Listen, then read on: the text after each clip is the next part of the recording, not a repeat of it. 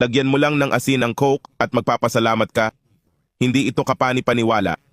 Tingnan mo, talagang hindi kapani-paniwala. Nagdagdag ako ng isang kutsarang asin. Isara ang bote at alugin ng mabuti. Pakinggan mong mabuti. Cool talaga tong tip na to. Bubuksan natin ang bote at ilalagay sa ibang lalagyan. May 250 ml ito.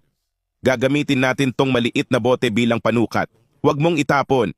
Magdagdag tayo ng kutsarang asin at haluin ng kaunti. Kailangan mong makita tong tip na to. Siguradong di mo pa to nakikita sa internet. Magugulat ka sa resulta. Susunod, kailangan natin ng sabon panghugas. Maglalagay tayo ng 250 ml sa bote ng Coke. Isasama natin to sa Coke.